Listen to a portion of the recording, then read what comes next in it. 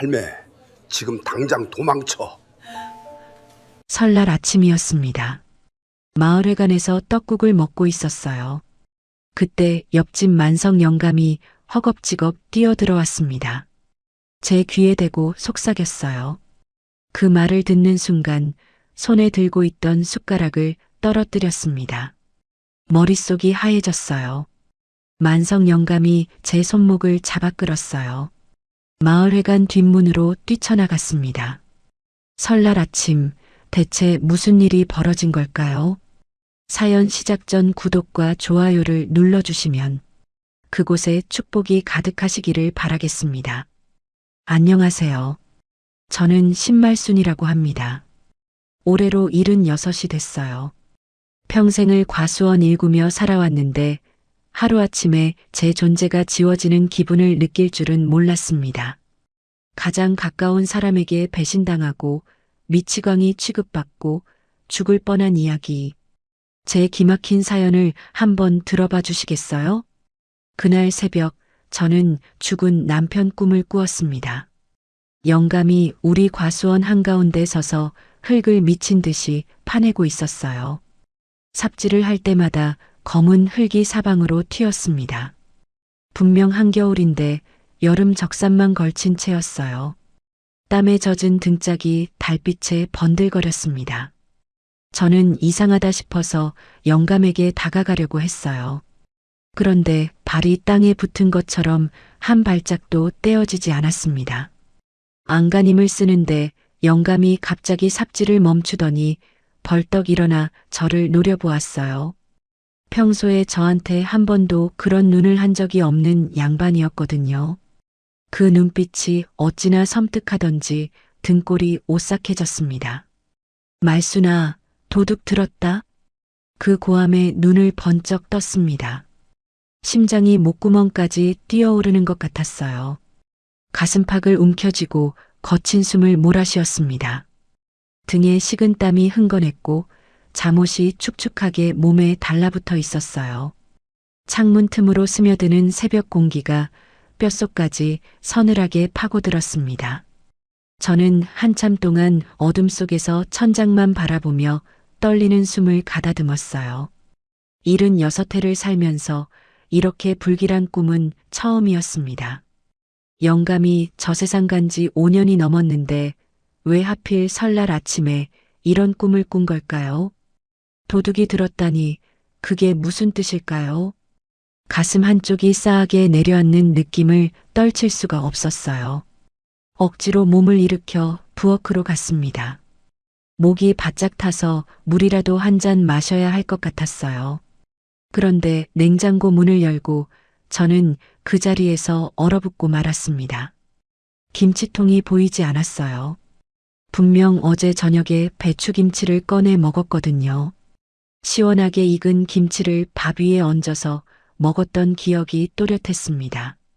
위 칸, 아래 칸, 문짝 선반까지 살펴도 눈에 들어오지 않았어요. 5분 동안 멍하니 서 있었습니다. 손끝이 차갑게 식어가는 것도 모른 채로요. 내가 진짜 노망이 났나? 중얼거리는 제 목소리가 텅 빈 부엌에 쓸쓸하게 울렸습니다. 머릿속에 지우개가 들어있는 것 같았어요. 무언가가 조금씩 지워지고 있는 느낌, 그게 무엇보다 무서웠습니다. 딸내미가 요즘 자꾸 치매 초기 증상이라고 했던 말이 떠올랐어요. 그때마다 펄쩍 뛰었지만 혼자 있을 때면 정말 그런 건 아닌지 겁이 덜컥 났습니다. 김치통은 결국 싱크대 위에 있었어요. 제가 어젯밤에 꺼내놓고 안 넣었던 거였습니다. 안도의 한숨을 쉬면서도 마음 한구석이 영 개운치 않았어요. 아침 8시쯤 마당에 차 소리가 들렸습니다. 창문으로 내다보니 번쩍번쩍 윤이 나는 검은색 고급 세단이 대문 앞에 멈춰 섰어요. 서울 사는 딸 영희와 사위 창수였습니다. 저는 얼른 덧옷을 걸치고 현관으로 나갔어요. 설날에 자식들이 오는 건 당연히 반가운 일이어야 했습니다. 그런데 이상하게도 가슴이 두근거리는 게 기쁨 때문만은 아닌 것 같았어요. 뭐라 꼬집어 말하기는 어려운데 묘한 불안감이 발끝에서부터 스멀스멀 올라왔습니다. 엄마, 새해 복 많이 받아. 영희가 제 손을 덥석 잡았습니다. 그 손이 차가웠어요. 겨울이니까 당연한 건데 왠지 섬뜩하게 느껴졌습니다. 옷에서 낯선 향수 냄새가 코를 찔렀어요. 달콤하면서도 무겁고 진한 향이었습니다. 딸이 언제부터 이런 향수를 뿌리고 다녔을까요? 장모님, 새해 복 많이 받으십시오. 창수가 공손하게 허리를 숙이며 세배를 올렸습니다. 저는 그 웃음을 보면서 본능적으로 한 발짝 물러섰어요. 창수의 눈이 번들거렸습니다. 마치 무언가를 노리는 것 같은 탐욕스러운 빛이 서려 있었어요. 내가 너무 예민한 걸까? 머리를 가볍게 흔들며 그 생각을 털어냈습니다. 거실에서 차를 마시는데 창수가 검은색 봉지를 내밀었습니다. 어머니, 뇌세포 살리는 100만 원짜리 보약입니다. 깜빡깜빡 하신다고 하셔서 유명한 한의원 찾아다니며 지어왔어요. 저는 손사래를 쳤습니다. 그런 비싼 걸 왜 사왔냐고요. 하지만 영희가 날카로운 목소리로 끼어들었어요. 엄마, 지난번에 가습을 켜놓고 외출한 거 잊었어? 이웃집 아주머니가 전화해서 난리였잖아. 요양원 상담 예약해뒀어. 제발 약 좀 먹어. 저는 움찔했습니다. 그런 적이 없었어요. 평생 불단속은 귀신같이 하는 사람이거든요. 하지만 딸이 단호하게 말하니 제 기억이 틀린 것 같기도 했습니다. 기억이 조작당하는 것 같은 기분이 들었어요. 머릿속이 흐려지는 느낌이었습니다. 결국 탕약을 입에 댔어요. 첫 모금을 넘기는 순간 혀끝에 이상한 맛이 퍼졌어요. 달짝지근하면서도 끝맛이 비릿했습니다. 마치 덜 익은 풋과일을 베어 물었을 때 나는 떫은 맛 같았어요. 역겨웠지만 이미 절반을 삼킨 뒤였습니다. 잘 드셨네요. 이제 효과가 나타날 겁니다. 창수가 만족스러운 표정으로 말했습니다. 그 말투가 왠지 의미심장하게 들렸어요. 30분쯤 지나자 손끝이 저릿해졌습니다. 처음엔 추워서 그런가 싶었는데 점점 저림이 팔꿈치까지 올라왔어요. 거실 바닥이 배 위처럼 출렁거렸습니다. 눈을 질끈 감았다 떴어요. 환각일 거야. 피곤해서 그런 거야. 스스로 되뇌었지만 몸이 말을 듣지 않았습니다. 손에 든 찻잔이 바닥으로 떨어졌어요. 어머 엄마. 영희가 달려왔지만 그 눈빛에서 진심 어린 걱정은 보이지 않았어요. 오히려 기다렸다는 듯이 차갑게 가라앉아 있었습니다. 화장실에 들어갔다가 저는 충격적인 것을 발견했어요. 변기 물탱크 뒤에 빈 소주병 3개가 숨겨져 있었습니다. 저는 평생 술을 한 방울도 안 마셔요. 영감이 살아있을 때도 제사상에서 입술만 대는 신용을 했을 뿐이에요. 누군가 제가 알코올에 의존하는 노인인 것처럼 꾸며놓은 거였습니다. 등골이 서늘해졌어요. 소주병을 쥔 채 바닥에 주저앉았습니다. 내가 밤새 나도 모르게 술을 마셨나? 그럴 리가 없는데요. 제 뺨을 3개 때렸어요. 찰싹 소리와 함께 뺨이 얼얼해졌습니다. 정신을 차리려 했지만 머릿속이 자꾸 안개처럼 흐려졌어요. 화장실에서 나오는데 안방에서 창수 목소리가 들렸습니다. 전화를 하는 것 같았어요. 발소리를 죽이고 살금살금 문 앞에 섰습니다. 네, 변호사님. 서류는 완벽해요. 오늘 동네 사람들 앞에서 쇼 한번 하고 바로 입원시킵니다. 걱정 마세요. 심장이 쿵 하고 내려앉았습니다. 머릿속이 하얘지는 것 같았어요. 제가 무심코 발을 옮기는 바람에 낡은 마루가 삐걱거렸습니다. 창수가 문을 열었어요. 당혹감이 스쳤지만 금세 사람 좋은 미소를 지었습니다. 어머니, 화장실 다녀오셨어요? 저는 대답하지 못했습니다. 입술이 바짝 말라붙어 혀가 움직이지 않았어요. 방금 들은 말이 귓가에서 맴돌았습니다. 쇼를 하고 입원시킨다. 그게 무슨 뜻인지 저는 너무나 잘 알고 있었어요. 그때 며칠 전 일이 떠올랐습니다. 왠지 모를 불안감에 인감도장을 비닐에 싸서 뒷마당 장독대 고추장 항아리 밑에 숨겨뒀던 기억이요. 정신이 오락가락하는 와중에도 재산을 지키려 했던 본능이었을까요? 엄마, 마을회관 가야지. 영희가 불렀습니다. 현관에서 외투를 입으려는데 창수가 두꺼운 패딩을 빼앗고 얇은 코트를 입혔어요. 눈 오는 추운 날인데 굳이 얇은 걸 고집했습니다. 어머니, 오늘 날씨 포근하대요. 창밖에 눈이 펑펑 쏟아지고 있었습니다. 말도 안 되는 소리였어요. 저는 거부했지만 소용없었습니다. 마당을 나서며 창수가 과수원을 바라보는 눈빛을 봤어요. 저와 영감이 평생 피땀 흘려 일군 땅입니다. 돌을 골라내고 나무를 심으며 손톱이 까지도록 가꾼 땅이에요. 그 눈빛이 먹이를 노리는 뱀처럼 탐욕스러웠습니다. 저 땅이 탐나는 거구나. 모든 게 연결되는 느낌이었어요. 마을로 가는 길은 눈이 쌓여 미끄러웠습니다. 평소 같으면 아무렇지 않게 걸었을 텐데 다리가 고무줄처럼 힘없이 풀렸어요. 한 발짝 내디딜 때마다 휘청거렸습니다. 두어 번이나 넘어질 뻔했어요. 창수가 부축하는 척하며 제 팔뚝을 움켜쥐었는데 그 힘이 너무 셌어요. 살이 눌리고 뼈가 으스러지는 것 같았습니다. 멍이 들겠다 싶어서 얼굴을 찡그렸지만 창수는 아랑곳하지 않았어요. 마을 어귀에서 이장님이 물었습니다. 말순 없니? 안색이 왜 그리 흑빛이요? 제가 입을 열기도 전에 창수가 끼어들었어요. 치매기가 있으셔서 밤새 헛소리하느라 못 주무셨어요. 떡국이라도 드시게 하려고 모시고 나왔습니다. 이장님이 고개를 끄덕였어요. 아이고, 효자네. 장모님 복이 많으셔. 저는 소리 지르고 싶었습니다. 저 사람 말 믿지 마세요.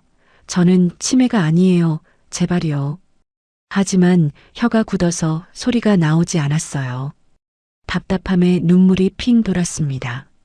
목구멍이 막히는 것 같았어요. 마을회관이 보이기 시작했을 때 저는 이상한 것을 발견했어요. 마을 입구 쪽에 낯선 검은색 승합차가 시동을 켠 채 대기하고 있었습니다. 문신한 건장한 남자가 차 밖에서 담배를 피우며 우리 쪽을 뚫어지게 쳐다보고 있었어요. 저게 뭐지? 소름이 등줄기를 타고 올라왔습니다. 마을회관 앞에서 전봇대가 뱀처럼 휘어지는 환각을 보았어요. 저를 덮치는 것 같았습니다. 비명을 지르려는 순간 창수가 제 팔을 더 세게 움켜쥐었어요. 걱정하는 척하는 목소리였지만 눈은 웃고 있었습니다. 사냥감이 덫에 걸리기를 기다리는 사냥꾼처럼요. 저는 그 순간 깨달았습니다. 오늘 무슨 일이 벌어질 거라는 것을요. 그리고 저는 혼자서 그것을 막아야 한다는 것을요. 떨리는 다리로 마을회관 계단을 올랐습니다. 안에서 사람들의 왁자지껄한 웃음소리가 들렸어요. 그 소리가 갑자기 귀를 찢는 비명처럼 들렸습니다. 설날 아침 마을회관 문을 여는 순간 제 인생에서 가장 길고 험한 하루가 시작되었습니다. 마을회관 안은 후끈했습니다. 난로 2개가 활활 타오르고 있었고 곳곳에서 사람들이 웅성거리는 소리가 들렸어요. 김이 모락모락 피어오르는 떡국 냄비 앞에 아낙네들이 모여 국자를 휘두르고 있었습니다. 설날 떡국 잔치 특유의 흥겨운 분위기였어요. 평소 같았으면 저도 옥잔의 옆에 가서 수다를 떨었을 겁니다. 오늘 아침 꿈 얘기도 하고 서울서 온 딸내미 자랑도 했겠죠. 하지만 오늘은 달랐어요. 머릿속이 여전히 안개가 낀 것처럼 흐릿했고 다리가 후들거렸습니다. 창수가 제 팔을 이끌어 창가 쪽 구석자리에 앉혔어요. 출입구와 멀고 사람들의 시선이 덜 닿는 곳이었습니다. 평소 앉던 자리가 아니었어요. 왜 굳이 여기에 앉히는 걸까? 의문이 들었지만 물을 힘조차 없었습니다. 어머니, 여기가 조용하니까 편하실 거예요. 저는 고개를 저으려 했지만 목이 뻣뻣해서 움직이지 않았습니다. 옥자네 쪽으로 가고 싶었어요. 친한 얼굴들 사이에 있으면 마음이 놓일 것 같았거든요. 하지만 창수가 제 어깨를 짓누르듯 눌러앉히더니 슬쩍 자리를 피했습니다. 회관 안에 왁자지껄한 소리가 이상하게 들렸어요. 마치 물속에서 듣는 것처럼 웅웅거리고 사람들의 웃음소리가 기괴한 비명처럼 귀를 때렸습니다. 약 기운 때문인 것 같았어요. 눈을 질끈 감았다 떴지만 소용없었습니다. 벽에 걸린 태극기가 물결치듯 출렁거렸어요. 그때 누군가 제 옆자리에 털썩 앉았습니다. 고개를 돌려보니 옆집 사는 구만석 영감이었어요. 79 먹은 꼬장꼬장한 양반이었습니다. 젊어서 읍내에서 한약방을 했다는데 저하고는 평소에 말도 잘 안 섞는 사이였어요. 영감탱이하고 속으로 부르며 피하던 사람이었습니다. 인사를 해도 퉁명스럽게 받는 까칠한 성격이었거든요. 그런데 왜 굳이 빈자리가 많은데 내 옆에 앉은 걸까요? 이상했지만 신경 쓸 여유가 없었습니다. 만석이 킁킁거리며 제 쪽으로 고개를 기울였습니다. 마치 무언가 냄새를 맡는 것처럼요. 저는 움찔하며 몸을 뒤로 빼려 했어요. 할매, 오늘 향수 뿌렸어? 뜬금없는 질문이었습니다. 저는 고개를 저었어요. 향수 같은 건 평생 발라본 적이 없었거든요. 바를 돈도 없었고요. 아닌데 이건 향수가 아니요. 아주 고약한 풀냄새인데. 만석의 눈이 가늘어졌습니다. 오랫동안 약재를 다뤄온 사람 특유의 날카로운 눈빛이었어요. 주름진 얼굴 사이로 번뜩이는 그 눈이 무언가를 탐색하고 있었습니다. 저는 갑자기 불안해졌어요. 멀리서 창수가 이장님과 술잔을 기울이고 있었어요. 웃으면서 건배를 하는 모습이 보였습니다. 하지만 눈은 계속 제 쪽을 곁눈질하고 있었어요. 눈이 마주치자 창수가 입모양으로 뭔가를 말했습니다. 가만히 있어요. 분명 그렇게 읽혔어요. 등골이 서늘해졌습니다. 떡국이 나왔습니다. 하얀 가래떡이 둥둥 떠있는 뜨거운 국물에서 김이 모락모락 피어올랐어요. 계란 지단과 파가 예쁘게 올려져 있었습니다. 평소 같으면 군침이 돌았을 텐데 속이 울렁거렸어요. 저는 숟가락을 들었습니다. 그런데 손이 심하게 떨려서 국물이 옷에 튀었어요. 숟가락이 그릇 가장자리에 부딪히며 딸깍거리는 소리가 났습니다. 멀리서 영희가 혀를 차는 게 보였어요. 그 차가운 시선이 가슴을 후볐습니다. 그때 창문 커튼 틈으로 밖이 보였습니다. 아까 마을 입구에서 봤던 검은색 승합차가 회관 바로 앞에 와 있었어요. 문신한 남자가 차에서 내려 담배를 피우며 회관 쪽을 뚫어지게 쳐다보고 있었습니다. 그리고 또 다른 건장한 남자가 차 문을 열고 나왔어요. 두 명이서 우리 쪽으로 천천히 걸어오고 있었습니다. 심장이 쿵쿵 뛰기 시작했습니다. 손바닥에 식은땀이 배었어요. 저게 뭐지? 왜 저 사람들이 이쪽으로 오는 거지? 숨이 가빠졌습니다. 그 순간 만석이 떡국을 먹는 척하며 제 귀에 바짝 대고 속삭였습니다. 빠르고 정확한 목소리였어요. 할매, 숟가락 나. 입에서 천사의 나팔꽃 냄새가 나. 환각제야. 저 차 당신 정신병원에 쳐넣으러 온 거야. 천사의 나팔꽃. 그게 뭔지는 몰랐지만 환각제라는 말에 정신이 번쩍 들었습니다. 멍했던 머리에 찬물을 끼얹은 것 같았어요. 사위가 준 탕약, 숨겨진 소주병, 아침에 들었던 전화통화, 그 모든 게 퍼즐처럼 맞춰지기 시작했습니다. 아, 그래서 그렇게 달짝지근하면서 비릿한 맛이 났던 거구나. 저를 미치광이로 만들려는 거였어요. 환각을 일으키는 약을 먹이고 술병을 숨겨두고 마을 사람들 앞에서 발작하는 것처럼 보이게 한 다음 정신병원에 강제로 집어넣으려는 거였습니다. 그렇게 해서 성년후견인이 되면 제 재산을 마음대로 처분할 수 있으니까요. 내 딸과 사위가 그런 짓을 꾸미다니요. 소름이 온몸에 돋았어요. 창수가 핸드폰을 꺼내 뭔가를 확인하더니 밖을 향해 고개를 끄덕였습니다. 신호였어요. 바깥에 남자들이 걸음을 빨리 했습니다. 회관 입구 쪽으로 다가오고 있었어요. 시간이 얼마 남지 않았습니다. 그냥 일어나서 나가면 100% 잡힌다. 저 사람들이 팔을 붙잡고 차에 태워버릴 게 뻔했어요. 치매 노인이 발작을 일으켰다고 하면 아무도 제 말을 믿지 않을 겁니다. 어떻게든 사람들의 시선을 끄는 사이에 도망쳐야 했어요. 이 나이에 무슨 연기를 하겠냐마는 살려면 해야 했습니다. 인생 최대의 연기를요. 저는 크게 숨을 들이쉬었습니다. 떨리는 손으로 떡국 그릇을 움켜쥐었어요. 그리고 갑자기 눈을 휘둥그레 뜨고 허공을 가리키며 비명을 질렀습니다. 에이구, 뱀이다. 떡국에 독사가 빠졌어. 고함 소리가 회관을 찢었습니다. 사람들이 화들짝 놀라 고개를 돌렸어요. 저는 있는 힘껏 떡국 그릇을 바닥에 내리쳤습니다. 쨍그랑 하는 소리와 함께 뜨거운 국물이 사방으로 튀고 그릇 파편이 흩어졌어요. 말순 할매가 왜 저래? 뱀이라니 무슨 뱀?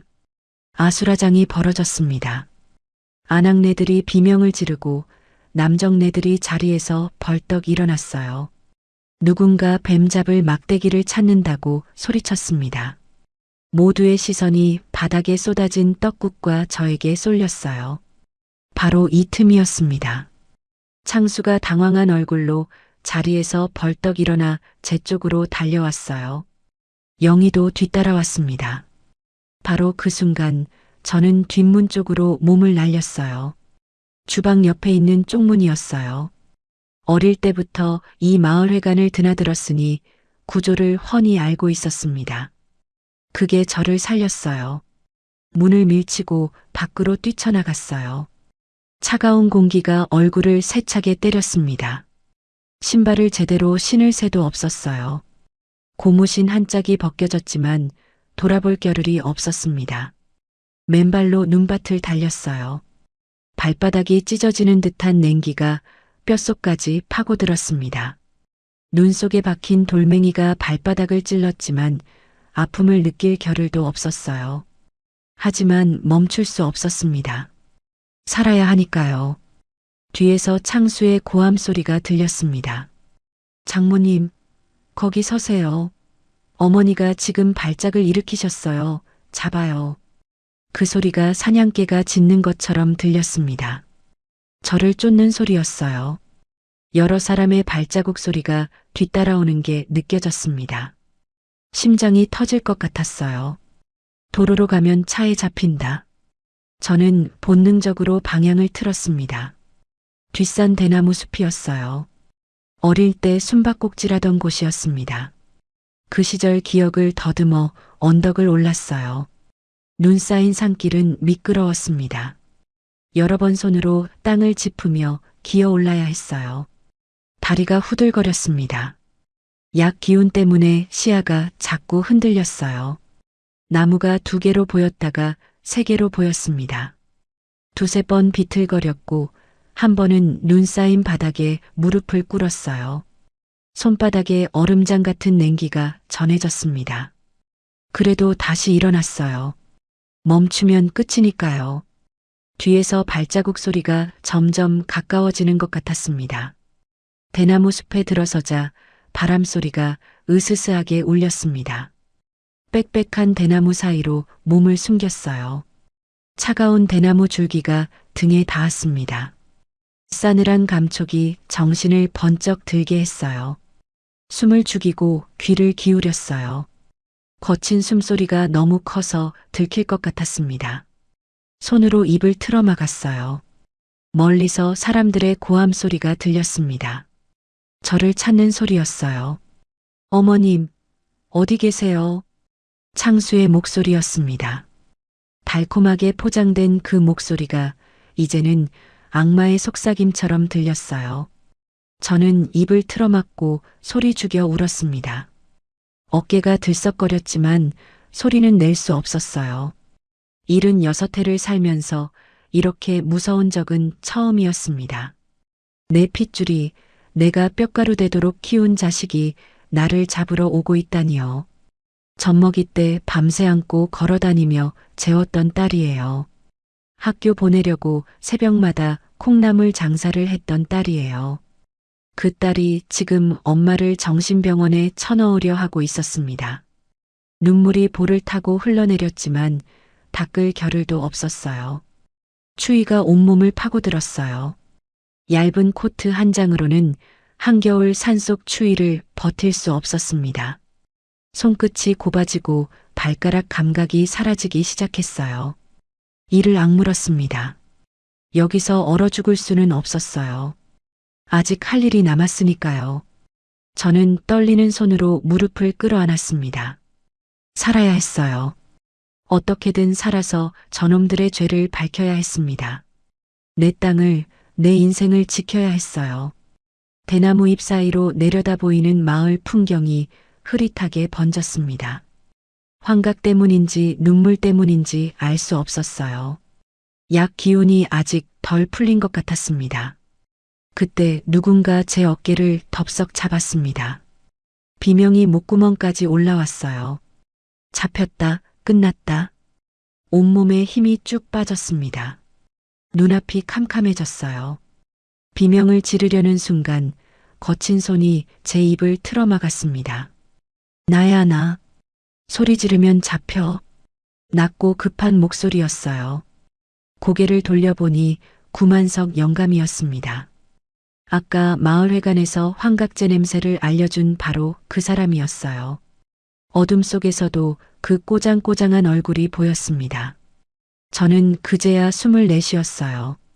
다리에 힘이 쭉 풀려서 그대로 주저앉을 뻔했습니다. 여기서 얼어 죽을 셈이야? 따라와. 만석이 제 팔을 잡아 끌었습니다. 저는 묻고 싶은 게 산더미였어요. 왜 여기까지 따라왔는지, 어떻게 알고 찾아왔는지. 하지만 물을 겨를이 없었습니다. 멀리서 사람들의 외침 소리가 들렸거든요. 후레쉬 불빛이 대나무 숲 아래쪽을 훑고 있었어요. 우리는 소리를 죽이며 산길을 올랐습니다. 만석이 앞장서서 길을 열었어요. 79 먹은 영감이 어찌나 빠른지 저는 따라가기 버거웠습니다. 맨발이 눈 속에 푹푹 빠졌어요. 발가락 감각이 사라진 지 오래였습니다. 중간에 한번 넘어져서 손바닥이 까졌지만 아픔을 느낄 겨를도 없었어요. 뒤에서 들려오는 소리에 귀를 기울이며 그저 앞으로 나아갔습니다. 한 번은 후레쉬 불빛이 바로 옆을 스쳐 지나갔어요. 만석이 저를 바위 뒤로 밀어넣고 몸으로 가렸습니다. 숨을 죽이고 있는 그 몇 초가 몇 시간처럼 느껴졌어요. 다행히 불빛은 다른 쪽으로 사라졌습니다. 15분쯤 걸었을까요? 산 중턱에 비닐하우스 하나가 나타났습니다. 이중 비닐로 덮인 제법 큰 하우스였어요. 안에서 희미한 불빛이 새어나왔습니다. 여기가 어디예요?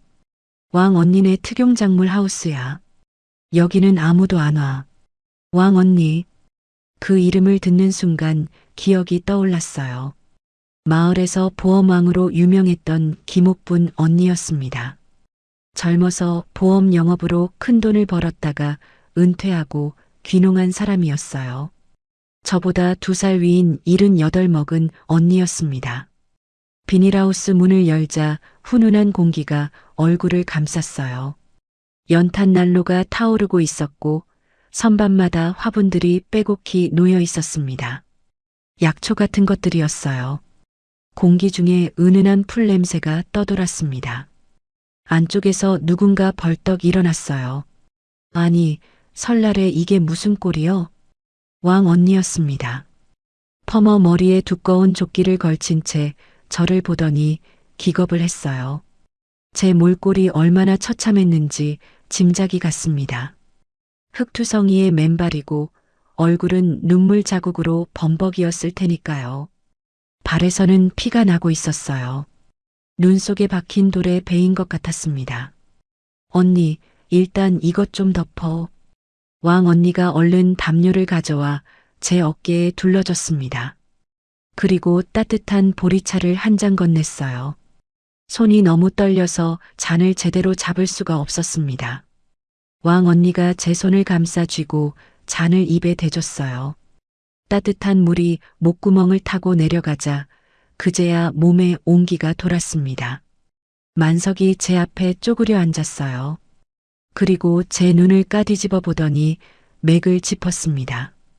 오랫동안 한약방을 했던 사람다운 손놀림이었어요. 미치광이 풀을 아주 묽게 타서 먹였어. 그래서 뛸 힘이 있었던 거야. 진하게 탔으면 벌써 쓰러졌을 거요. 미치광이 풀이라니. 아까 말한 천사의 나팔꽃이 그런 거였군요. 소름이 돋았습니다. 일단 뱃속에 남은 거 빼내야 해. 만석이 소금물을 타서 가져왔어요. 저는 그걸 억지로 삼켰습니다. 역한 맛이 목구멍을 긁었어요. 잠시 후 위장이 뒤집어지는 느낌이 들었습니다. 저는 비닐하우스 구석에 있는 양동이에 머리를 박고 토했어요. 위에까지 다 쏟아낼 때까지 구역질이 멈추지 않았습니다. 육체적 고통이 극에 달했지만 신기하게도 머릿속은 안개 거치듯 맑아지기 시작했어요. 흐릿하던 시야가 또렷해졌습니다. 아침부터 계속되던 그 몽롱한 느낌이 사라지고 있었어요. 손떨림은 여전했지만 생각만큼은 또렷하게 할 수 있게 됐습니다. 비닐하우스 안의 화분들이 선명하게 보였어요. 연탄불의 따스함이 피부에 느껴졌습니다. 좀 어때? 정신 돌아와? 왕 언니가 물수건으로 제 얼굴을 닦아줬습니다. 그리고 제 발을 살펴보더니 소독약을 발라줬어요. 따가웠지만 참았습니다. 저는 고개를 끄덕였어요. 살 것 같았습니다. 그제야 궁금한 걸 물을 수 있었습니다. 근데 구영감, 어떻게 알고 따라온 거예요? 만석이 헛기침을 했어요. 처음부터 수상했어. 사위놈이 아침에 마을회관 들어오면서 밖에 차 대기시키는 거 봤거든. 사설 구급차였어. 그리고 할매한테서 나는 냄새가 영 이상했고 저는 가슴이 뭉클해졌습니다. 평소에 말도 안 섞던 영감이 저를 유심히 살피고 있었던 거예요. 근데 왜 나를 도와주는 거예요? 옛날에 할매 신랑한테 빚진 게 있어. 만석이 툭 내뱉었습니다. 젊은 시절에 사업이 망해서 죽으려고 할 때 제 남편이 보증을 서줘서 살아났다고 했어요. 다들 외면할 때 손을 내밀어준 유일한 사람이었다고요. 그 은혜를 아직 못 갚았다고 했습니다. 평소에 퉁명스럽게 굴었던 건 멋쩍어서 그랬던 거래요. 저는 영감 몰래 눈물을 닦았습니다. 영감이 무뚝뚝한 얼굴로 고개를 돌렸어요. 자, 울긴. 울 시간에 증거를 찾아야지. 왕 언니가 구석에서 구형 노트북을 꺼내왔어요. 그리고 제 주민번호를 물었습니다. 평소에 보험 관리 때문에 공인인증서를 맡겨둔 게 있었거든요. 왕 언니가 능숙하게 키보드를 두드렸어요. 세상에. 잠시 후 왕 언니의 얼굴이 굳어졌습니다. 눈이 휘둥그레졌어요. 말순아, 이것 좀 봐. 화면을 보는 순간 저는 숨이 멎는 줄 알았어요. 최근 한 달 새 제 이름으로 보험이 5개나 가입되어 있었습니다. 요양병원 입원 일당, 치매 간병비, 후견인 배상 책임. 하나같이 수상한 것들이었어요. 보험료는 제 통장에서 자동이체로 빠져나가고 있었습니다. 제가 모르는 사이에요. 그리고 수익자는 전부 법정 대리인으로 지정되어 있었습니다. 사위 창수 이름이었어요. 이 도둑놈들이 내 명의로 보험을 5개나 들어놨네. 왕 언니가 이를 갈았습니다. 보험왕 출신답게 뭐가 뭔지 한눈에 파악한 거예요. 왕 언니 말로는 이런 식으로 보험을 들어놓고 입원시키면 매달 수백만 원씩 보험금이 나온다고 했어요. 그것도 수년간요. 더 있어. 왕 언니가 다른 사이트에 접속했어요. 법원 등기 조회 화면이었습니다. 제 과수원에 대한 처분 금지 가처분 신청 서류가 접수 대기 중이었어요. 재산을 묶어놓고 팔아치우려는 수작이었습니다. 제 땅이 곧 개발 예정지로 묶인다는 소문이 있었거든요. 보상금만 해도 수억 원은 될 거라고 했어요. 그 돈을 노린 거였습니다. 저는 가슴을 쥐어뜯었습니다. 돈 때문에, 그 땅 때문에 친엄마를 미치광이로 만들려 했던 거예요. 콩나물 장사하면서 손톱이 까지도록 키운 딸이에요. 가난해서 맛있는 것 못 먹여도 늘 미안해하던 엄마를요. 영희가 내 딸이 이런 짓을 했어. 목소리가 떨렸습니다. 울음이 터져 나왔어요. 70년 인생이 송두리째 부정당하는 느낌이었습니다. 왕 언니가 제 등을 쓸어줬어요. 울어. 실컷 울고 정신 차려. 우리가 도와줄 테니까. 한참을 울었습니다. 눈물이 마를 때까지 울고 나니 이상하게 마음이 단단해졌어요. 슬픔이 분노로 바뀌는 느낌이었습니다. 경찰에 신고하면 안 돼요? 제가 물었어요. 만석이 고개를 저었습니다. 증거가 부족해. 약 성분 검사 결과도 없고 지금 신고하면 치매 노인 헛소리 취급받고 다시 끌려가. 그럼 어떡해요? 호랑이 굴에 들어가야 호랑이를 잡지. 왕 언니가 눈을 반짝였어요. 뭔가 계획이 있는 눈빛이었습니다. 만석도 고개를 끄덕였어요. 사위놈이 직접 자기 입으로 범행을 인정하게 만들어야 해. 그리고 그걸 증거로 남겨야 하고. 어떻게요? 내가 방법을 알아. 언니만 믿어. 왕 언니가 핸드폰을 꺼내 뭔가를 확인했어요. 그러더니 만석에게 뭔가를 속삭였습니다. 만석이 고개를 끄덕이며 비닐하우스를 나갔어요. 읍내 후배 약사한테 아침에 제가 토한 것과 남은 탕약 봉지를 보내서 성분 분석을 의뢰한다고 했어요. 법적 효력 갖추려면 전문가 소견이 필요해. 왕 언니의 목소리에 힘이 실렸습니다. 저는 그 눈빛을 보며 작은 희망을 느꼈어요. 혼자가 아니라는 게 이렇게 든든할 줄 몰랐습니다. 그때 왕 언니 핸드폰에서 알림음이 울렸어요. 마을 단톡방이었습니다. 왕 언니가 화면을 보여줬어요. 창수가 올린 글이었습니다. 어머니가 치매 증세로 실종되셨습니다. 날이 추워 걱정입니다. 보시는 분 연락 주세요. 그 밑에 마을 사람들이 아이고 효자네. 어디 갔을까? 빨리 찾아야 할 텐데 하며 댓글을 달고 있었어요. 저는 그걸 보며 이를 악물었습니다. 효자 코스프레를 하고 있었어요. 속이 뒤집어졌습니다. 밖에서 바람소리가 거세게 울렸습니다. 눈보라가 치는 것 같았어요. 추운 겨울밤이었지만 비닐하우스 안은 따뜻했습니다. 연탄불이 붉게 타오르고 있었어요. 그리고 제 마음속에는 차가운 분노가 불씨처럼 타오르기 시작했습니다. 이제 나는 엄마가 아니라 신말순이다. 저놈들을 용서하지 않겠다. 이를 악물었습니다. 내 발로 요양원에 끌려가느니 싸우다 죽겠다고 다짐했어요. 복수의 칼날을 갈기 시작한 밤이었습니다. 그날 밤 우리는 거의 뜬 눈으로 지새웠습니다. 왕 언니가 커다란 종이에 작전 계획을 그렸어요. 보험 영업 시절에 쓰던 프레젠테이션 실력이 녹슬지 않았더군요.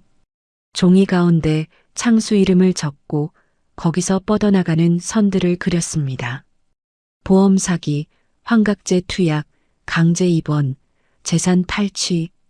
죄목이 한둘이 아니었어요. 종이에 적힌 글자들을 보니 현실감이 밀려왔습니다. 정말 이게 내 딸과 사위가 저지른 일이라니요. 일단 증거가 필요해. 3가지야. 왕 언니가 손가락을 펴보였습니다. 그 눈빛이 형사처럼 날카로웠어요. 첫째, 약 성분 분석 결과. 둘째, 창수놈이 직접 범행을 인정하는 녹음. 셋째, 공모자들의 증언. 만석이 고개를 끄덕였어요. 팔짱을 끼고 생각에 잠겼습니다. 약 분석은 내가 맡았으니까. 내일 아침이면 결과 나올 거야. 새벽 4시쯤 만석이 돌아왔습니다. 코끝이 빨갛게 얼어 있었어요. 읍내 약사 후배한테 아침에 제가 토한 것과 남은 탕약 샘플을 보냈다고 했습니다. 급행으로 의뢰했으니 늦어도 정오 전에는 결과가 나온다고 했습니다. 근데 녹음은 어떻게 해요? 제가 물었어요. 왕 언니가 낡은 녹음기를 꺼내 보였습니다. 손바닥만 한 크기의 구형 기계였어요. 세월의 흔적이 묻어 있었지만 작동에는 문제가 없어 보였습니다. 이거 보험 영업할 때 쓰던 건데 아직도 잘 돼. 옷 안에 숨기고 창수놈 앞에서 자백을 유도하면 돼. 근데 저한테 그게 되겠어요? 약 기운도 덜 풀렸는데. 그래서 언니가 가는 거야. 왕 언니가 씩 웃었습니다. 무슨 계획인지 설명을 시작했어요. 왕 언니 말로는 창수가 마을 단톡방에 실종 신고를 올렸으니 조만간 경찰이 수색에 나설 거라고 했어요.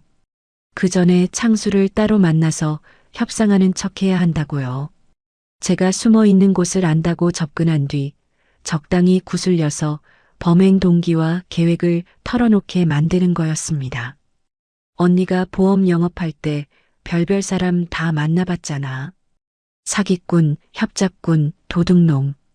저런 욕심쟁이들 구슬리는 건 식은 죽 먹기야. 왕 언니가 자신만만하게 말했어요. 그 눈빛에서 젊은 시절 보험왕의 카리스마가 느껴졌습니다.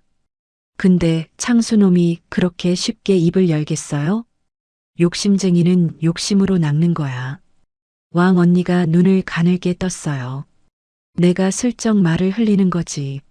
말순이가 어디 숨어 있는지 아는데 찾아주면 뭘 줄 거냐고. 그 과수원 땅 개발되면 얼마나 나오는지 알거든. 적당히 배분하자고 하면 욕심에 눈이 멀어서 뭔 소리든 할 거야. 위험한 작전이었습니다. 하지만 달리 방법이 없었어요. 저는 왕 언니 손을 꼭 잡았습니다. 언니, 위험하면 그냥 빠져나와요. 절대 무리하지 말고. 걱정 마. 언니가 평생 사기꾼들 상대해 봤는데 저런 애송이한테 당하겠어? 왕 언니의 눈빛이 단단했어요. 보험왕 시절에 그 독한 눈빛이 살아있었습니다. 동이 틀 무렵 왕 언니가 비닐하우스를 나섰습니다. 저는 가슴이 조마조마했어요. 만약 들키면 어떡하지? 창수놈이 폭력을 휘두르면 어떡하지? 온갖 걱정이 머릿속을 휘저었습니다. 비닐하우스 문이 닫히고 왕 언니의 발자국 소리가 멀어져 갔어요. 저는 손을 꼭 쥐고 기도했습니다. 만석이 제 옆에 앉았어요. 연탄불을 살피며 말했습니다. 걱정해봤자 소용없어. 옥분이가 그렇게 만만한 사람이 아니야. 그래도요. 할매, 그 마음 알아. 근데 지금 할매가 해야 할 일이 있어. 만석이 종이 한 장을 내밀었습니다. 거기에는 날짜별로 뭔가가 적혀 있었어요. 달력처럼 칸이 나뉘어 있었습니다. 이게 뭐예요? 할매가 최근 3개월 동안 이상하다고 느꼈던 일들을 전부 적어봐. 기억나는 대로.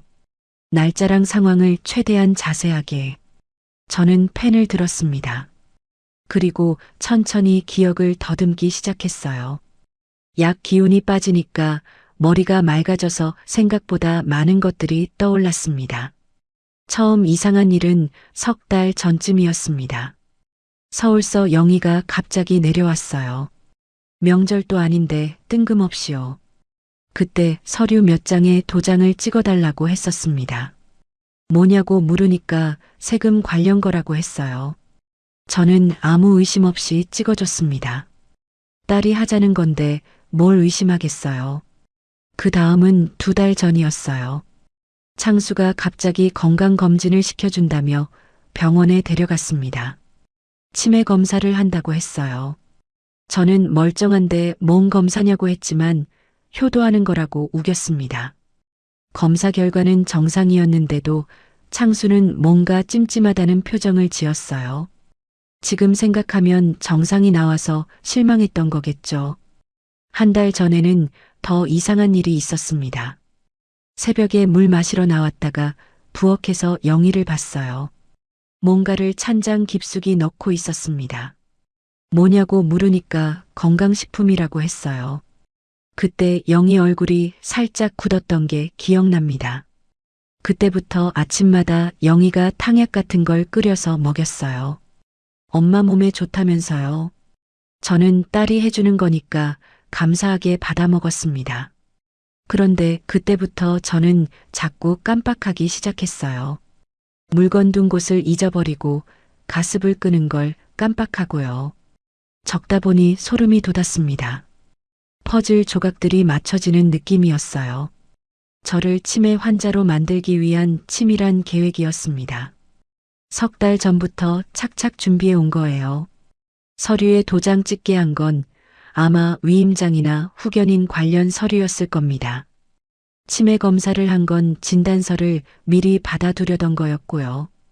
영희가 내 딸이 3달 전부터 이걸 계획했어요. 목소리가 떨렸습니다. 배신감이 칼처럼 가슴을 찔렀어요.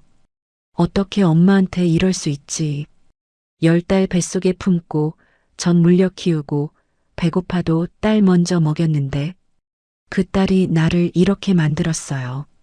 오전 10시쯤 왕 언니한테서 연락이 왔습니다. 만석이 핸드폰으로 통화를 받았어요. 저는 옆에서 숨죽이며 들었습니다. 만석의 표정 변화를 살피며 손에 땀을 쥐었어요. 통화가 끝나고 만석의 얼굴이 밝아졌어요. 됐어. 녹음 성공이야. 저는 2 손을 모아 하늘에 감사했습니다. 왕 언니가 해낸 거예요. 가슴을 짓누르던 무게가 한결 가벼워지는 느낌이었습니다.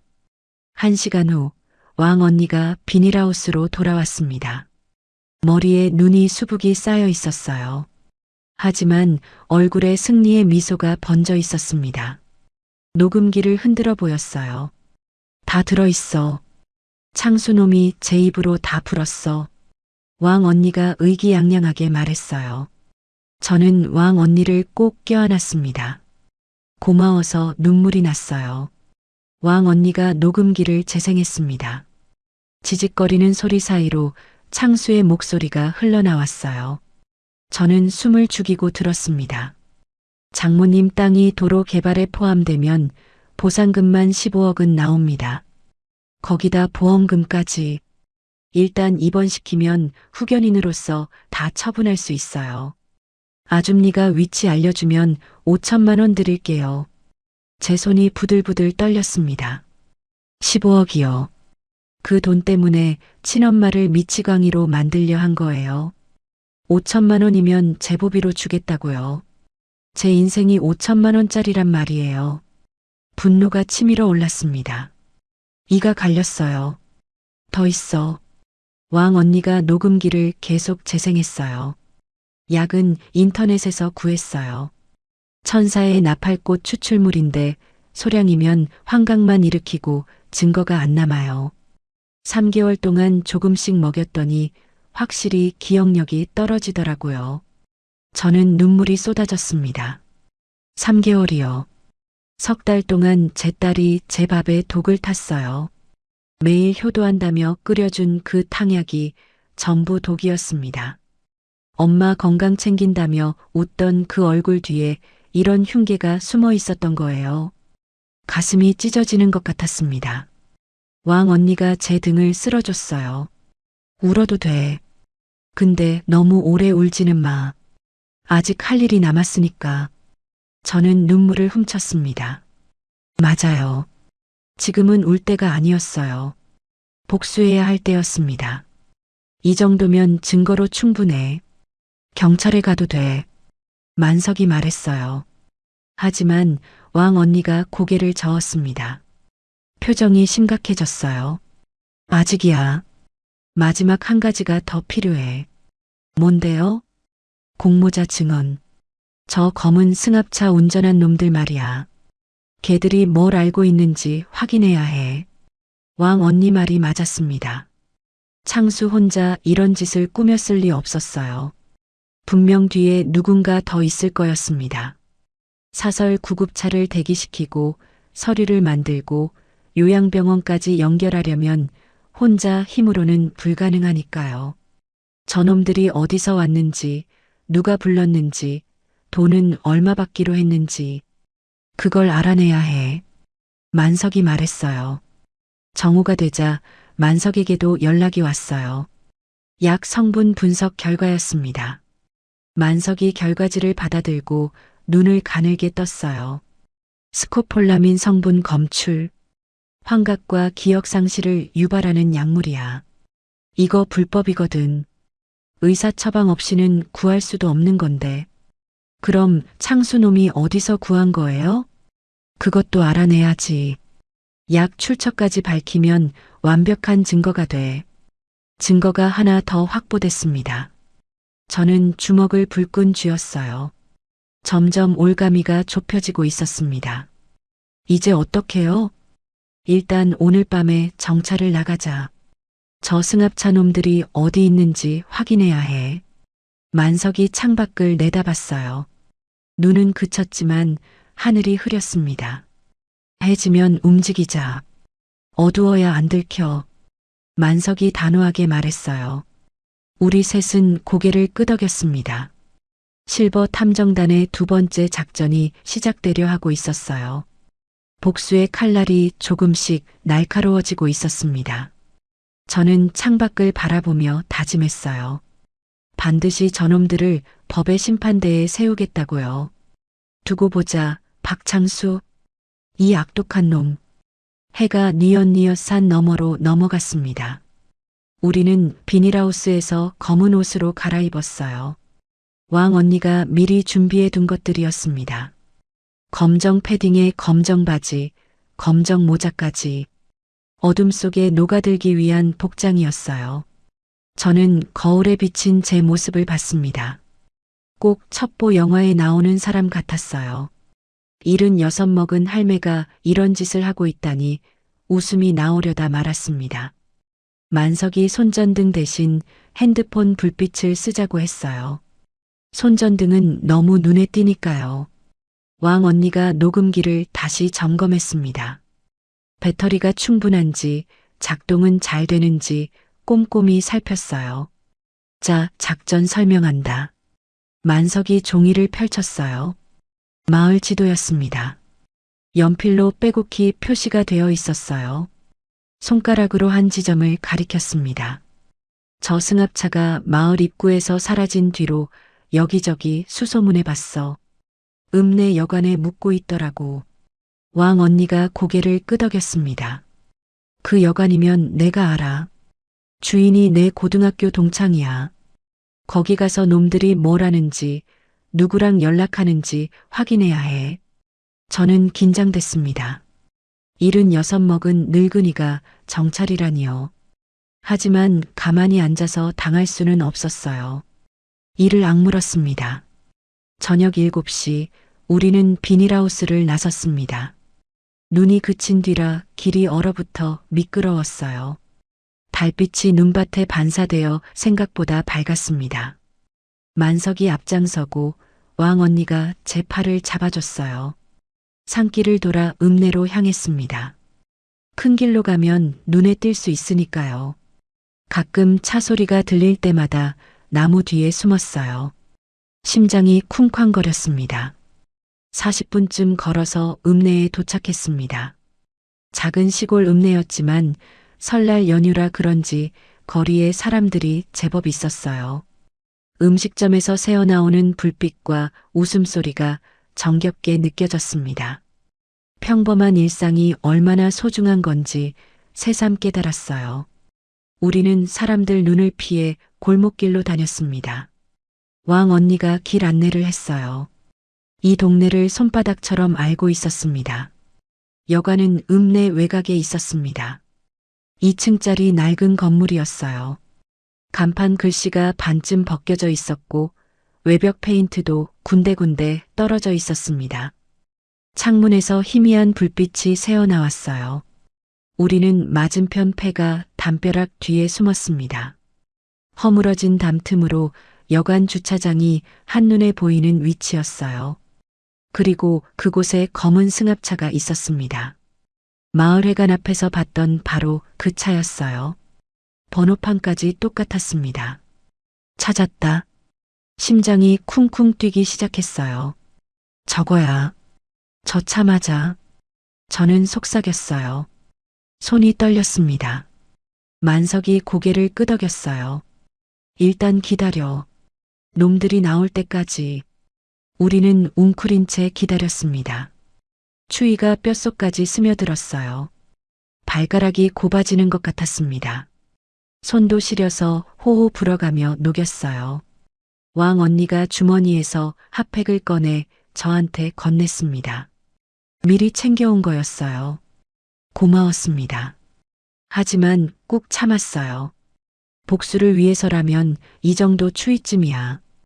1시간쯤 지났을까요? 여관 문이 열리고 두 남자가 나왔습니다. 마을회관 앞에서 봤던 문신한 남자와 또 다른 덩치 큰 남자였어요. 둘 다 담배를 피우며 뭔가 이야기를 나누고 있었습니다. 좀 더 가까이 가서 들어야 해.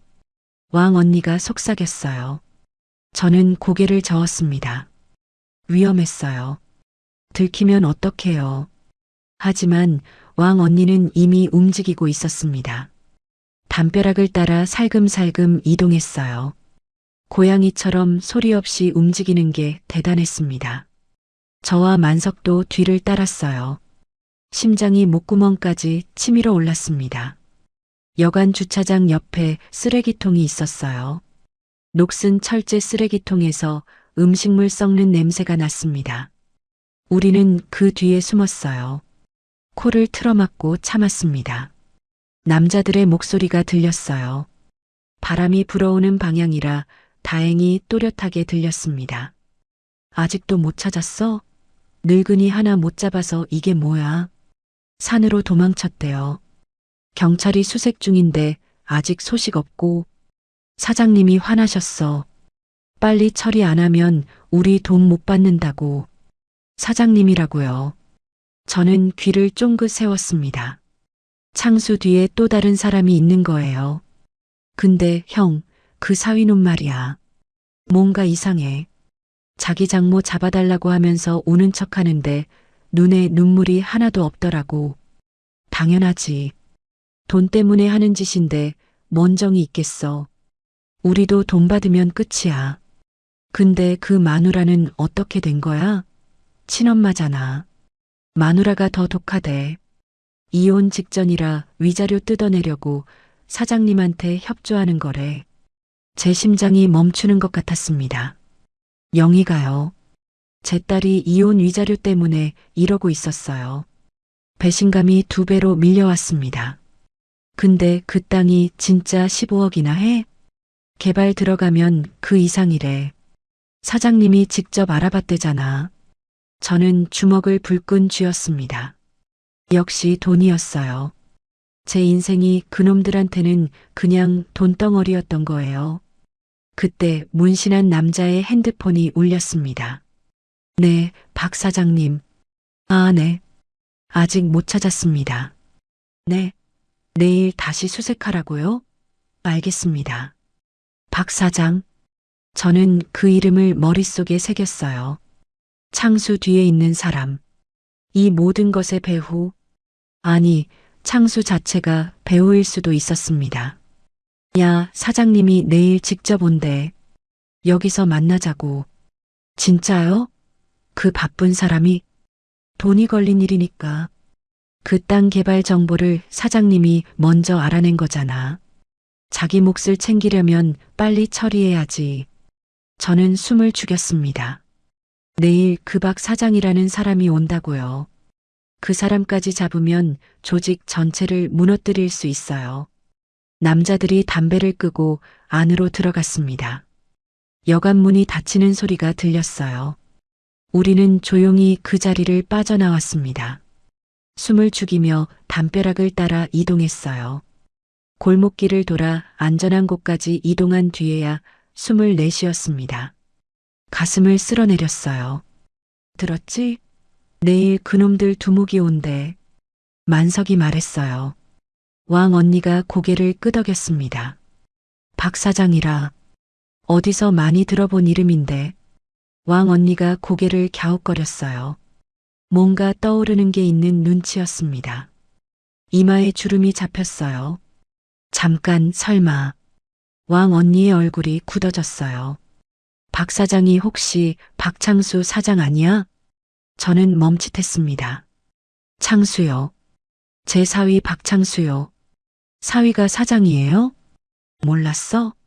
창수가 서울에서 부동산 개발 회사 한다고 들었는데 규모가 꽤 크다던데 저는 그런 걸 몰랐습니다. 영희가 늘 창수 자랑만 했지 구체적인 건 말해준 적이 없었거든요. 서울서 잘 나간다. 큰 회사 다닌다. 그런 얘기뿐이었어요. 머릿속이 복잡해졌습니다. 그러면 이 모든 계획을 창수가 직접 짠 거예요. 단순히 영희 남편이 아니라 부동산 개발 회사 사장으로서 조직적으로 움직인 거였습니다. 그러면 저놈들은 창수 회사 직원인 거예요? 아마 그렇겠지. 부동산 개발 쪽은 불법적인 일 처리하는 인력이 따로 있는 경우가 많아.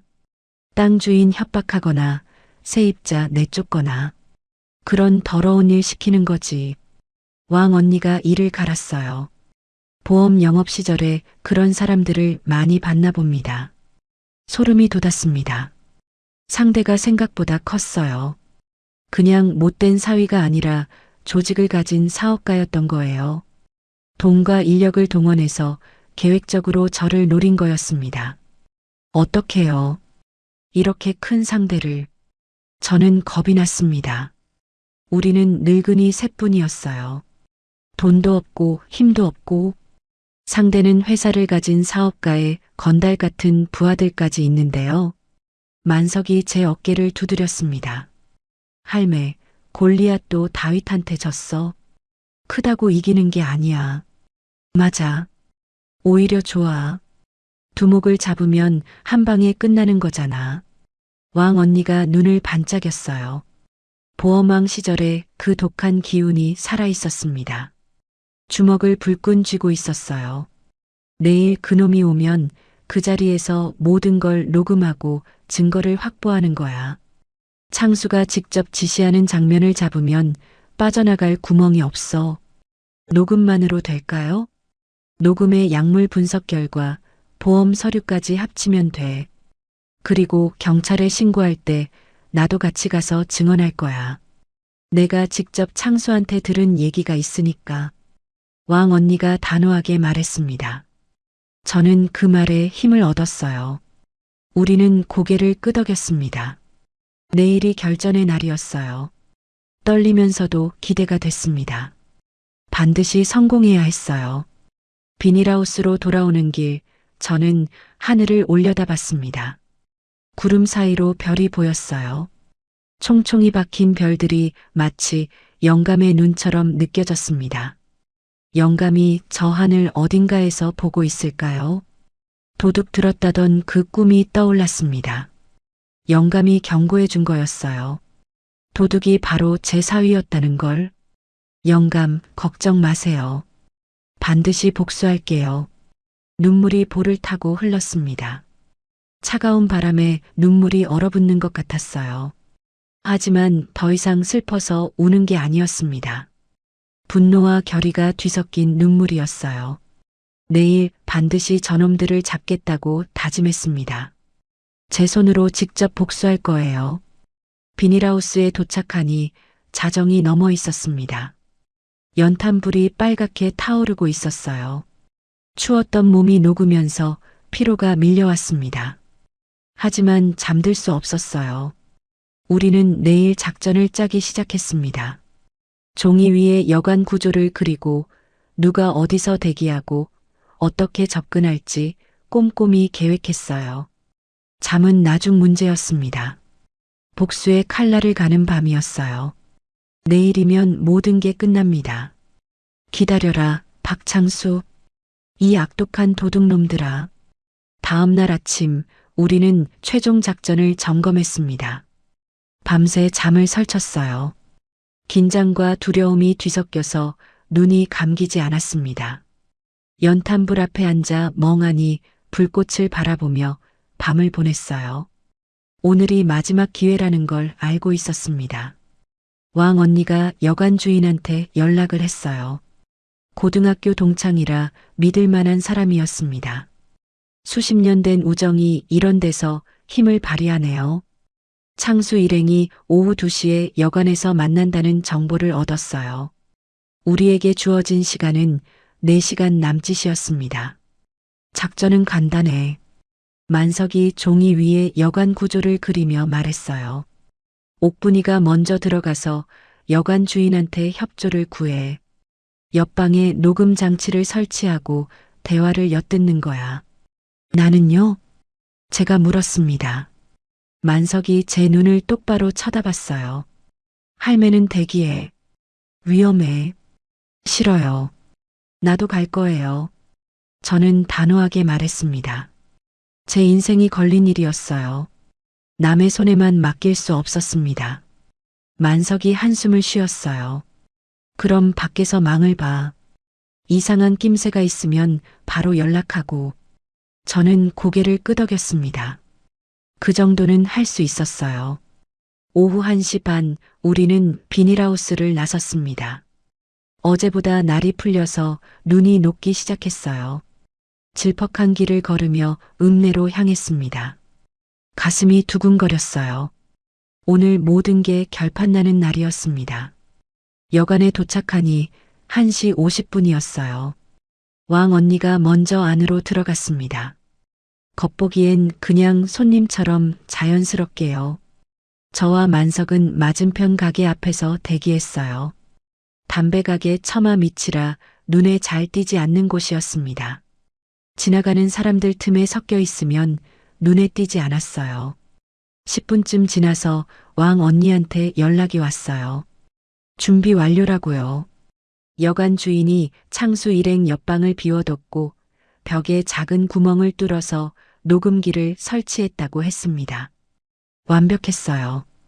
이제 기다리기만 하면 됐습니다. 2시 정각 검은 승용차 한 대가 여관 앞에 섰습니다. 제 심장이 멎는 것 같았어요. 외제차였습니다. 번쩍번쩍 윤이 나는 비싼 차였어요. 운전석 문이 열리고 누군가 내렸습니다. 차에서 내리는 사람. 박창수였습니다. 양복을 빳빳하게 차려입고 선글라스를 끼고 있었어요. 구두는 새 것처럼 반짝였고 손목에는 금시계가 번들거렸습니다. 마치 재벌 사장처럼 보였습니다. 저 사람이 제 사위라니. 저 사람이 저를 미치광이로 만들려 한 사람이라니. 처음 영희가 데려왔을 때는 그렇게 공손하고 착해 보이더니 분노가 치밀어 올랐습니다. 주먹이 떨렸어요. 당장 달려가서 뺨이라도 때리고 싶었습니다. 어떻게 그럴 수 있어요? 하지만 참았어요. 아직은 참아야 했습니다. 창수가 여관 안으로 들어갔습니다. 잠시 후 어제 봤던 문신한 남자들도 합류했어요. 저는 숨을 죽이며 지켜봤습니다. 30분쯤 지났을까요? 만석의 핸드폰이 울렸어요. 왕 언니였습니다. 다 녹음했어. 창수놈이 직접 지시하는 거 전부 담았어. 완벽해. 저는 안도의 한숨을 쉬었습니다. 됐어요. 증거를 잡았어요. 드디어요. 근데 문제가 생겼어. 왕 언니의 목소리가 급해졌어요. 뭔데요? 창수놈이 경찰한테 뇌물을 줬대. 지역 파출소 순경 하나가 창수 편이래. 그래서 경찰에 신고해도 소용없을 수 있어. 저는 머리가 멍해졌습니다. 경찰까지요. 상대가 너무 컸어요. 돈이면 뭐든 되는 세상인가요? 그럼 어떡해요? 제 목소리가 떨렸습니다. 서울 검찰에 직접 고발해야 해. 지역 경찰 건너뛰고 아니면 서울 경찰청에. 만석이 뭔가 생각난 듯 눈을 빛냈어요. 내 조카가 서울 경찰청 강력반이야. 걔한테 연락해 볼게. 희망이 보였습니다. 만석이 핸드폰을 꺼내 어딘가에 전화를 걸었어요.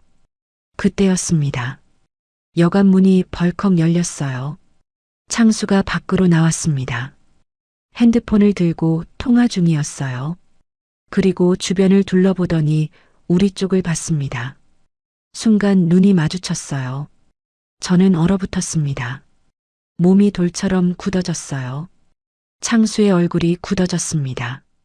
저를 알아본 거예요. 선글라스를 벗고 다시 한번 저를 쳐다봤어요. 확인하는 눈빛이었습니다. 순간 창수가 부하들에게 뭔가를 외쳤어요. 저기, 저 할매 잡아. 문신한 남자들이 우리 쪽으로 달려오기 시작했습니다. 도망쳐. 만석이 제 팔을 잡아 끌었어요. 우리는 골목으로 뛰기 시작했습니다. 뒤에서 발소리가 쫓아왔어요. 심장이 터질 것 같았습니다. 골목을 돌고 또 돌았어요. 좁은 골목이라 차가 못 들어오는 게 다행이었습니다. 하지만 저는 76 먹은 늙은이였습니다. 오래 뛸 수가 없었어요.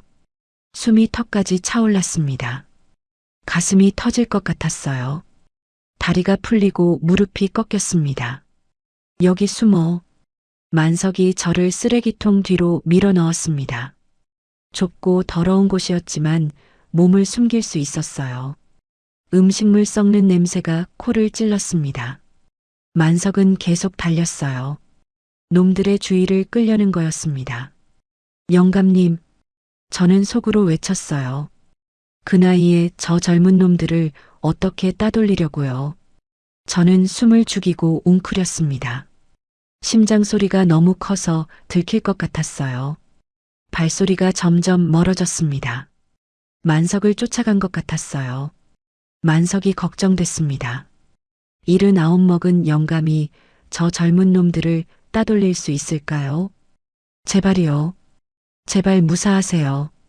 10분쯤 지났을까요? 조용해졌습니다. 저는 조심스럽게 밖을 살폈어요.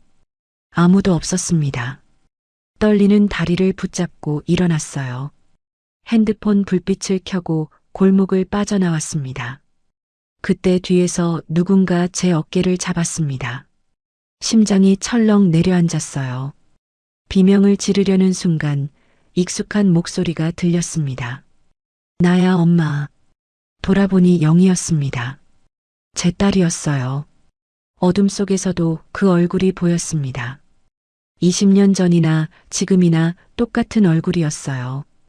동그란 눈, 오똑한 코, 작은 입술. 제가 낳은 아이였습니다. 저는 멍하니 서 있었어요.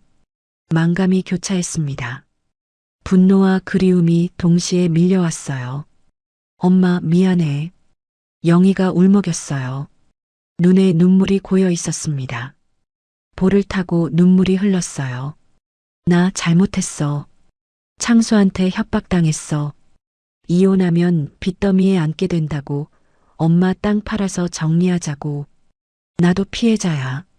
저는 영희를 쳐다봤습니다. 피해자라고요. 제 밥에 독을 탄 사람이 피해자라고요. 영희야. 내가 직접 약을 탔잖아.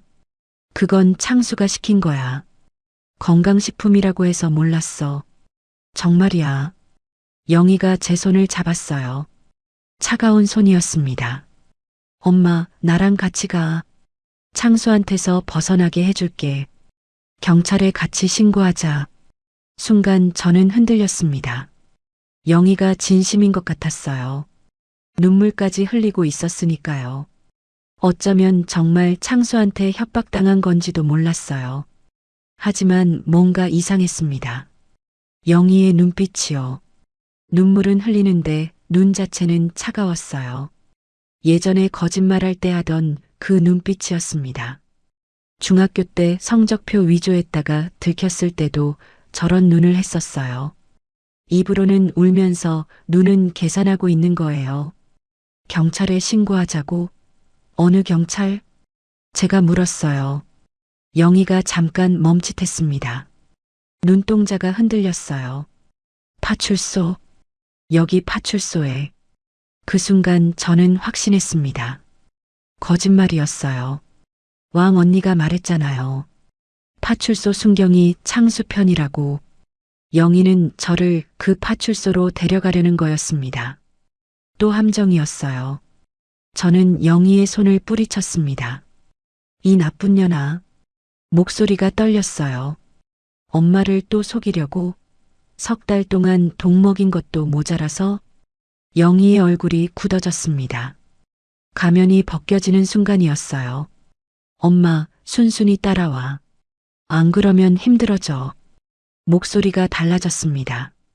차갑고 날카로웠어요. 이게 영희의 본 모습이었습니다. 저는 뒤로 물러섰어요. 그때 골목 끝에서 불빛이 비쳤습니다. 창수와 부하들이었어요. 포위당한 거였습니다. 장모님, 오랜만이네요.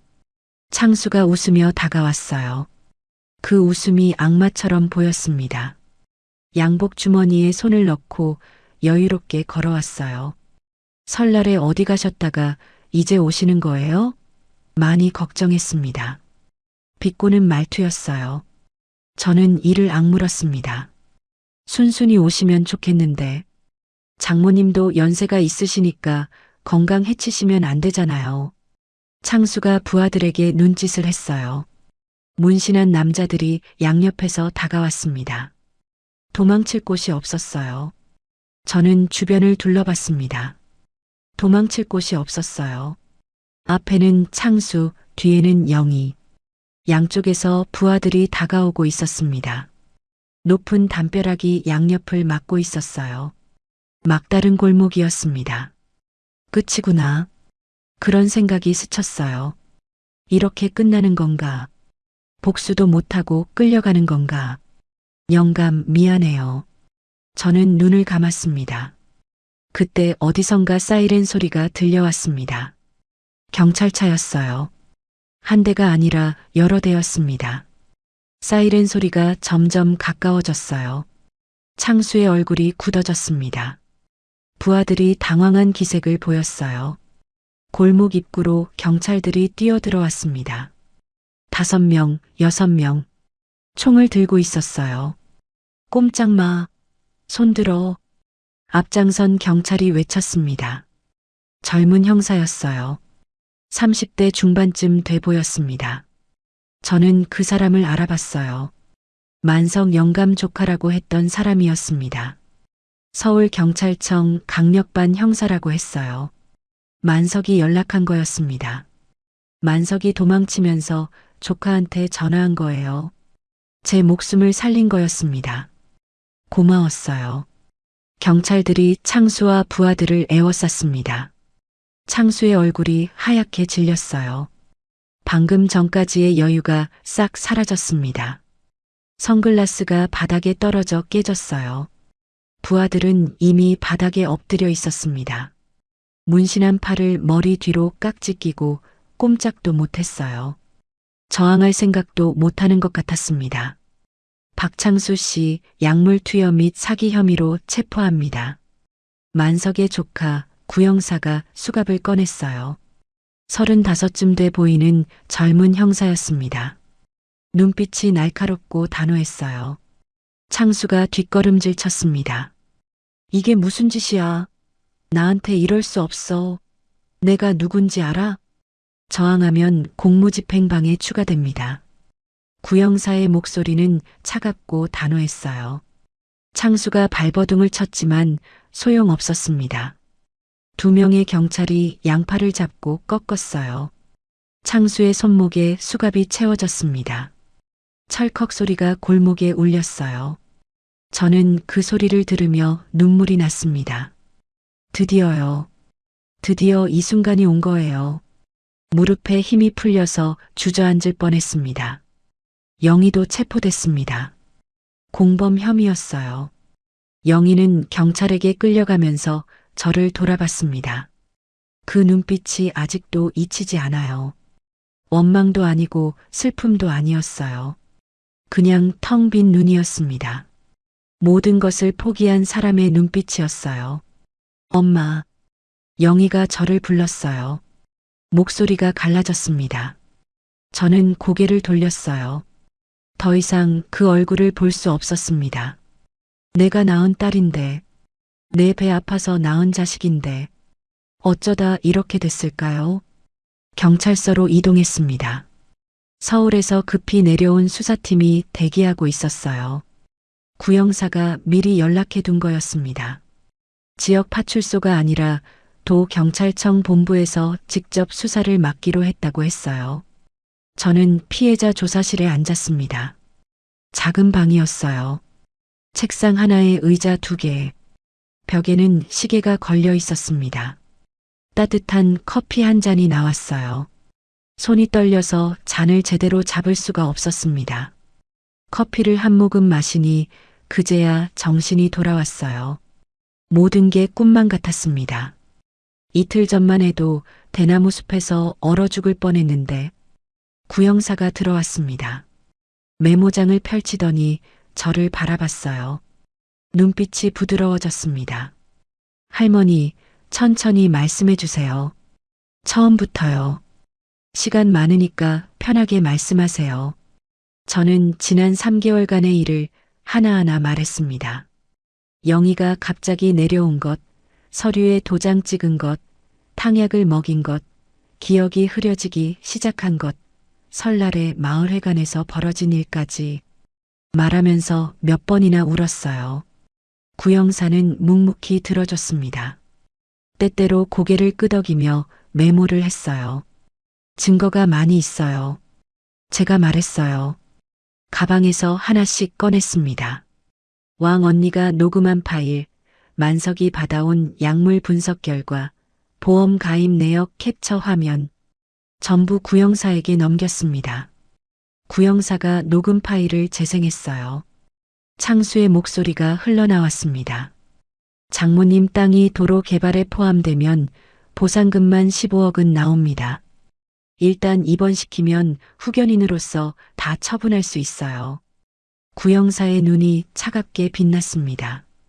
이 정도면 충분합니다. 사기, 약물 투여, 유기치사미수까지 적용될 수 있어요. 유기치사미수라니 저를 죽일 뻔했다는 거잖아요. 소름이 돋았습니다. 다리가 후들거렸어요. 조사가 끝난 뒤 왕 언니와 만석이 경찰서로 찾아왔어요. 두 사람 얼굴에 안도의 빛이 어렸습니다. 왕 언니가 저를 꼭 안아줬어요. 따뜻한 체온이 전해졌습니다. 고생했어, 말순아. 이제 다 끝났어. 언니 덕분이야. 언니가 없었으면 나 진짜 끌려갔을 거야. 평생 요양원에 갇혀서 살았을 거야. 저는 울먹였습니다. 왕 언니도 눈물을 훔쳤어요. 만석은 멀찍이 서서 헛기침만 했어요. 하지만 눈가가 붉어진 게 보였습니다. 괜히 창밖을 바라보며 코를 훌쩍였어요. 영감님, 고마워요. 정말 고마워요. 제가 말하자 만석이 손을 내저었어요. 고맙긴. 할매 신랑한테 진 빚 갚은 것뿐이야. 쓸데없는 소리 하지 말어. 입으로는 그렇게 말했지만 얼굴이 벌개진 게 보였어요. 무뚝뚝한 영감도 속마음은 따뜻한 거였습니다. 그날 밤 저는 왕 언니 집에서 잤습니다. 비닐하우스에서 며칠을 보냈더니 따뜻한 방이 천국 같았어요. 왕 언니가 끓여준 된장찌개를 먹고 뜨끈한 아랫목에 누웠습니다. 하지만 잠이 오지 않았어요. 눈을 감으면 영희 얼굴이 떠올랐거든요. 어릴 때 웃던 얼굴, 대학 합격했다고 좋아하던 얼굴, 그리고 오늘 수갑 채워진 채 끌려가던 얼굴. 새벽에 핸드폰이 울렸어요. 모르는 번호였습니다. 받았더니 구형사였어요.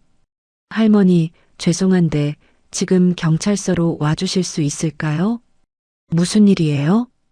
피의자가 할머니를 만나고 싶다고 합니다. 꼭 할 말이 있다고요. 영이었습니다. 제 딸이 저를 보자고 한 거예요. 가슴이 철렁 내려앉았습니다. 뭘 또 하려는 걸까요? 새벽 5시 저는 경찰서로 갔습니다. 왕 언니가 같이 가겠다고 했지만 혼자 가고 싶었어요. 딸과의 마지막 대화는 둘만의 시간이어야 했습니다. 면회실에 들어가니 영희가 앉아 있었어요. 수갑이 채워진 채였습니다. 화장이 다 지워지고 맨 얼굴이었어요. 울었는지 눈이 퉁퉁 부어 있었습니다. 머리도 헝클어져 있었어요. 평소에 그렇게 꾸미고 다니던 영희가 이런 모습이라니. 측은한 마음이 들었다가도 분노가 치밀어 올랐습니다. 저는 맞은편에 앉았어요. 한동안 아무 말도 없었습니다. 침묵이 무겁게 내려앉았어요. 벽시계 초침 소리만 똑딱똑딱 울렸습니다. 엄마. 영희가 먼저 입을 열었습니다. 목소리가 갈라졌어요. 예전에 어릴 때 잘못하고 나서 용서를 빌 때 하던 그 목소리였습니다. 미안해. 저는 대답하지 않았어요. 미안하다는 말로 되돌릴 수 있는 일이 아니었습니다. 나도 처음엔 몰랐어. 창수가 그냥 건강식품이라고 해서. 진짜 몰랐어요. 그게 변명이 되니? 제 목소리가 날카롭게 나왔습니다. 3개월 동안 매일 먹였잖아. 엄마가 이상해지는 거 보면서도 계속 먹였잖아. 영희가 고개를 떨궜어요. 무서웠어요. 창수가 내가 빠지면 나도 같이 망한다고. 빚이 너무 많았어요. 빚이 많으면 엄마를 팔아도 되는 거야? 저는 목소리가 떨렸습니다. 내가 널 어떻게 키웠는데. 콩나물 장사하면서 손톱이 까지도록 일했어. 내 학비 대느라 밥 굶은 날이 얼마인 줄 알아? 내가 대학 갈 때 논 팔아서 등록금 냈어. 그런 엄마한테 어떻게 이럴 수 있어? 눈물이 흘렀어요. 억울함과 배신감이 한꺼번에 쏟아졌습니다. 목이 메어서 말이 안 나왔어요. 영희도 울기 시작했어요. 어린아이처럼 훌쩍훌쩍 울었습니다. 알아요. 다 알아요. 그래서 더 미안해요. 미안하면 뭘 해? 이미 다 끝났는데. 저는 자리에서 일어났습니다. 더 있으면 마음이 약해질 것 같았어요. 엄마. 영희가 불렀습니다. 저는 멈췄어요. 뒤돌아보지는 않았습니다. 하나만 알아줘요. 창수 뒤에 더 큰 사람이 있어요. 저는 돌아봤습니다. 무슨 소리야? 이 계획 전체를 짠 사람이 따로 있어요. 창수는 그 사람 밑에서 일하는 거예요. 누군데? 영희가 입술을 깨물었어요.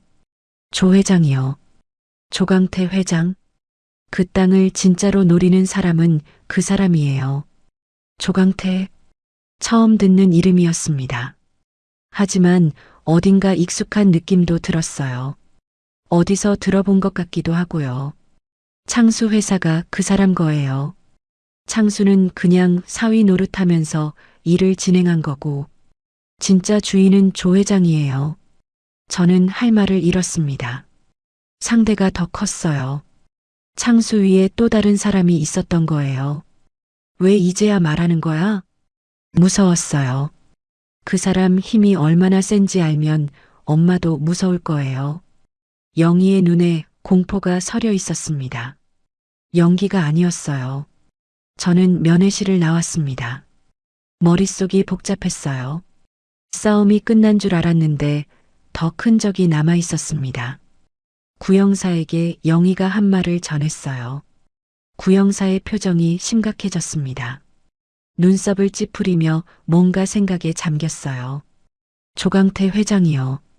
이 지역 개발 사업을 여러 개 따낸 사람입니다. 건설 쪽에서 꽤 유명해요. 정치권에도 줄이 있다는 소문이 있고요.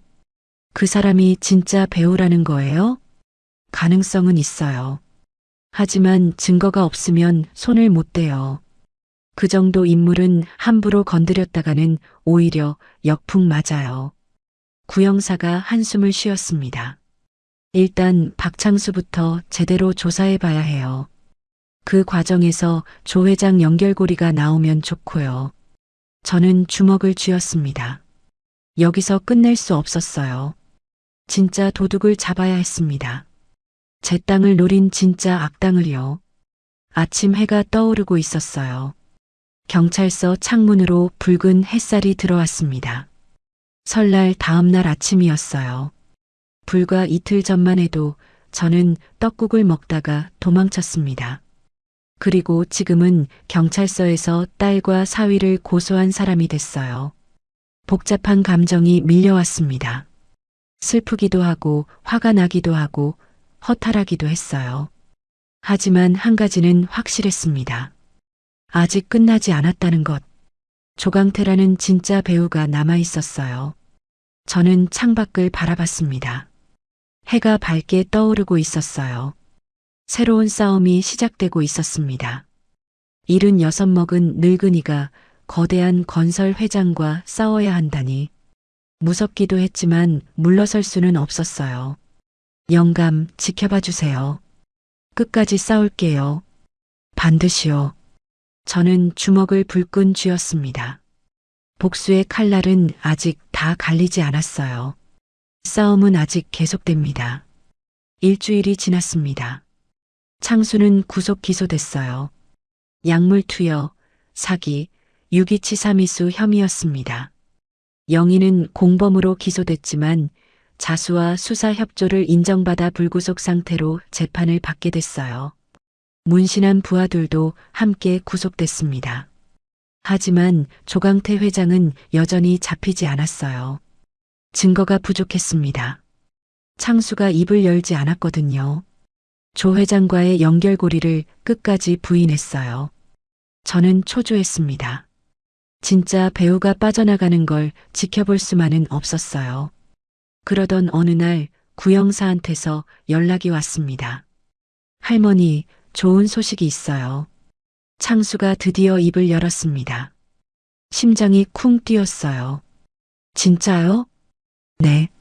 조 회장이 자기를 버렸다는 걸 알고 나서 태도가 바뀌었어요. 알고 보니 조 회장이 변호사를 통해 창수에게 메시지를 보냈다고 했어요. 모든 책임을 창수한테 뒤집어 씌우겠다는 내용이었습니다. 배신당한 창수가 분노해서 전부 털어놓기 시작한 거예요. 창수의 진술에 따르면 조 회장이 처음부터 모든 계획을 짰다고 했습니다. 제 땅이 도로 개발 예정지에 포함된다는 정보를 먼저 입수하고 창수를 시켜 저를 치매 환자로 만들어 후견인 자격으로 땅을 빼앗으려 했던 거예요. 약도 조 회장이 구해줬다고 했습니다. 창수 회사 자체가 조 회장 소유였고 창수는 그냥 바지 사장이었어요. 월급 받고 시키는 대로 한 거였습니다. 이틀 후 조강태 회장이 체포됐습니다. 뉴스에서 봤어요. 왕 언니 집 텔레비전 앞에 앉아서 봤습니다. 양복 입은 노인이 경찰에 끌려가는 장면이었어요. 이른이 넘어 보이는 사람이었습니다. 흰 머리에 주름진 얼굴. 저와 비슷한 나이였어요. 기자들이 마이크를 들이대자 고개를 숙이고 얼굴을 가렸습니다. 같은 세대를 살아온 사람이 어떻게 이런 짓을 했을까요? 씁쓸했어요. 조 회장은 제 땅만 노린 게 아니었습니다. 비슷한 수법으로 독거노인 3명의 땅을 이미 빼앗은 전력이 있었어요. 혼자 사는 노인들을 노려서 가짜 후견인을 세우고 재산을 빼돌린 거였습니다. 수사가 확대되면서 여죄가 줄줄이 드러났어요. 사기, 문서위조, 강요. 피해자가 10명이 넘었습니다. 구형사 말로는 징역 15년 이상 나올 거라고 했어요. 드디어 끝났습니다. 저는 왕 언니 집 마루에 앉아 하늘을 올려다봤어요. 맑은 겨울 하늘이었습니다. 영감 보이세요? 도둑놈들 다 잡았어요. 눈물이 흘렀습니다. 안도와 허탈함이 뒤섞인 눈물이었어요. 3월이 됐습니다. 저는 마을로 돌아왔어요. 2달 만이었습니다. 마을 어귀에 들어서니 이장님이 달려나왔어요. 동네 사람들도 하나둘 모여들었습니다. 아이고, 말순이 어머니, 살아계셨구만요. 뉴스에서 봤어요. 고생 많으셨어요. 사람들이 제 손을 잡고 눈물을 글썽였어요. 설날에 실종됐다가 사위한테 당했다는 소문이 온 동네에 퍼졌던 거였습니다. 저도 울컥했어요. 이렇게 걱정해주는 사람들이 있었구나. 집은 그대로였어요. 마당의 감나무도, 뒤뜰의 장독대도, 처마 밑 고드름은 녹아서 없어졌지만 처마 끝에 참새들이 앉아 있었습니다. 하지만 뭔가 달라 보였어요. 예전엔 그냥 낡은 집이었는데 이제는 소중한 보물처럼 느껴졌습니다. 이 집을 지켜냈다는 게 감사했어요. 과수원에도 갔습니다. 눈이 녹고 땅이 드러나 있었어요. 올해도 사과꽃이 필 거예요. 올해도 빨간 사과가 열릴 거예요. 이 땅을 지켜냈다는 게 실감이 났습니다. 영감 묘소에도 다녀왔어요. 산소에 올라가 절을 했습니다. 겨우내 쌓였던 낙엽을 치우고 잡초도 뽑았어요. 묘비를 손으로 쓸어주며 말했습니다. 영감, 나 살아남았어요. 도둑놈들 다 감옥 보냈어요. 그 땅 지켜냈어요. 바람이 불었어요. 마치 영감이 대답하는 것 같았습니다. 고생했어, 할매. 잘했어. 저는 한참을 울었어요. 그동안 참았던 눈물이 다 쏟아졌습니다. 무섭고 힘들었던 일들이 주마등처럼 스쳐 지나갔어요. 영감 곁에 오니까 그제야 마음이 놓였습니다. 왕 언니와 만성 영감이 자주 찾아왔어요. 일주일에 서너 번은 꼭 왔습니다. 셋이서 마당에 앉아 막걸리를 마시기도 했어요. 왕 언니가 안주를 싸오고 만석이 직접 담근 동동주를 가져왔습니다. 봄볕 아래 앉아서 술잔을 기울이니 세상에 부러울 게 없었어요. 우리가 실버 탐정단이래. 왕 언니가 웃으며 말했어요. 막걸리 잔을 높이 들었습니다. 앞으로도 억울한 노인 있으면 우리가 나서자. 이번에 해보니까 우리도 할 수 있더라고. 에이, 그런 일은 이제 없어야지. 만석이 손사래를 쳤지만 입꼬리가 올라가 있었습니다.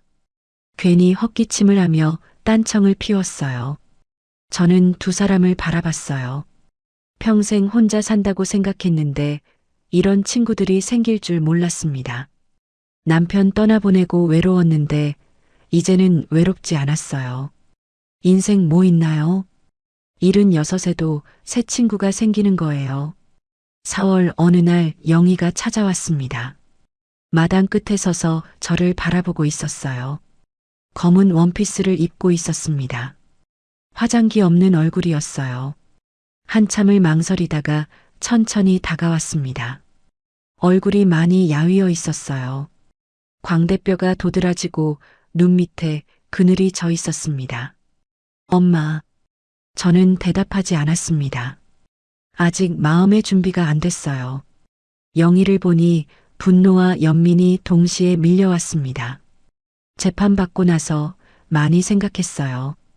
매일 밤 잠이 안 왔어요. 영희가 고개를 숙였어요. 목소리가 떨렸습니다. 용서해달라는 말 안 할게요. 그럴 자격 없는 거 알아요. 그냥 엄마한테 제대로 사과하고 싶었어요. 영희가 무릎을 꿇었습니다. 마당 흙바닥에 이마를 대고 절을 했어요. 죄송합니다. 정말 죄송합니다.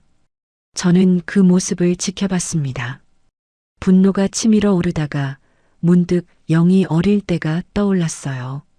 초등학교 입학하던 날 엄마 손을 꼭 잡고 학교 가던 모습, 고등학교 때 시험 못 봐서 울던 모습, 대학 합격해서 엄마 목을 끌어안던 모습, 다 제가 키운 아이였습니다.